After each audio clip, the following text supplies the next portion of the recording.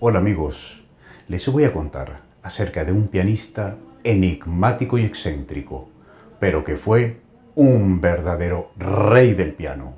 Espero les guste. Se llamaba Arturo Benedetti Michelangeli. Nació en Italia en 1920 y vivió hasta 1995.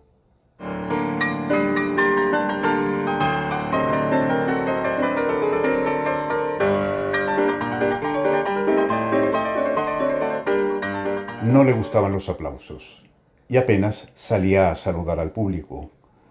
En una ocasión dijo: "Los aplausos son para Beethoven, para Chopin, para Debussy, no para mí. Odio cuando los aplausos van dirigidos al pianista".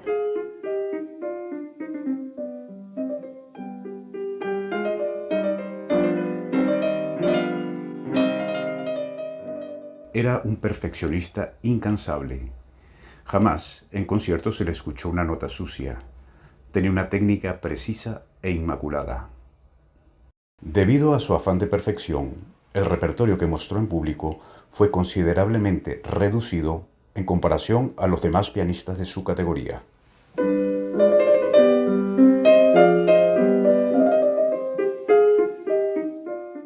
En 1939, cuando ganó el concurso de Ginebra, presidido por Paderewski, Alfred Cortot, que estaba en el jurado, dijo: "Ha nacido un nuevo Liszt".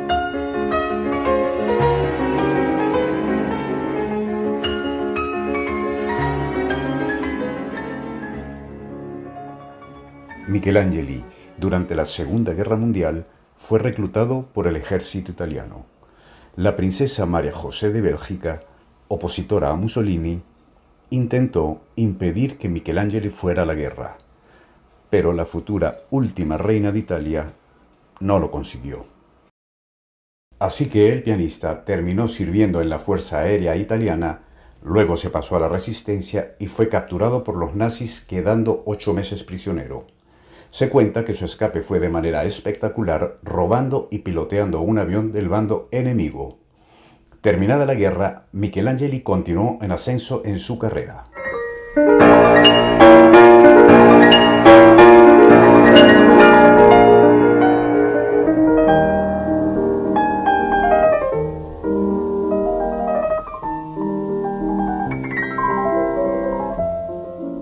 No salía a tocar si no estaba seguro de poder dar el 100% de su capacidad. Con Michelangeli, los empresarios de conciertos vivían bajo la espada de Damocles, siempre bajo la posibilidad de que cancelara los conciertos, incluso minutos antes de salir a escena. Se dice que canceló más conciertos que los que dio. Jacques Leiser, quien ejerció de empresario del pianista, debido al estrés que le suponían las cancelaciones de Michelangeli, finalmente perdió la paciencia y le dijo: "Para hacer tus cancelaciones no me necesitas", y lo dejó.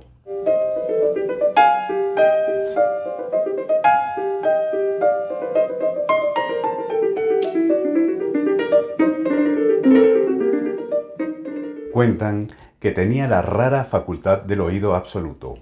Canceló más de un concierto debido a alguna desafinación del piano que solo él lograba detectar.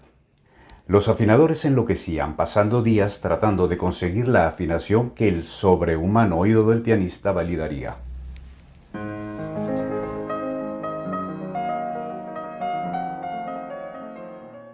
De 1969 a 1971, en esta villa, en la ciudad de Lugano, Michelangeli impartió clases donde solo asistieron los alumnos que él cuidadosamente eligió.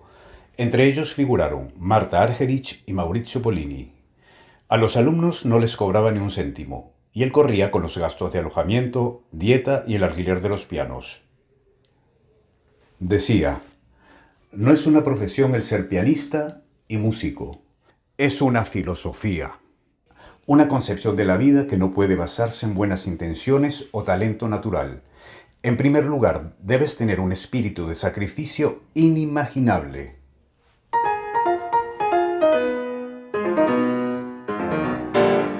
Michelangeli era un amante de los coches deportivos. Para él, las carreras automovilísticas eran una metáfora del control. Fue amigo de Enzo Ferrari. El célebre pianista Nikita Magalov comentó de Michelangeli: conduce su Ferrari como un loco. Es un milagro que todavía esté vivo. Y el famoso violinista Salvatore Accardo una vez se subió al coche del pianista y dijo que sintió verdadero pánico por la velocidad que alcanzaba Michelangeli ante el volante. Después de eso juró no volver a subirse al coche del pianista.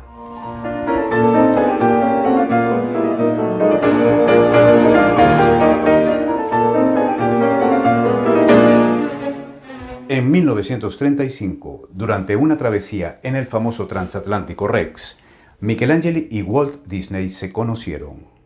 Curiosamente, el pianista era un asiduo lector de los cómics de Mickey Mouse, incluso recomendaba leerlos a sus alumnos.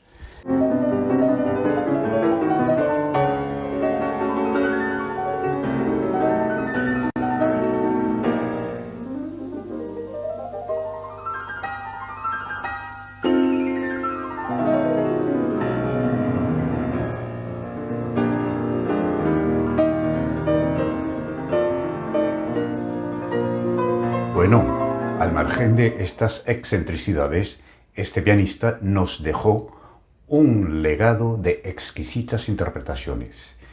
Y con eso no nos deja duda de que fue un grandioso pianista del siglo XX.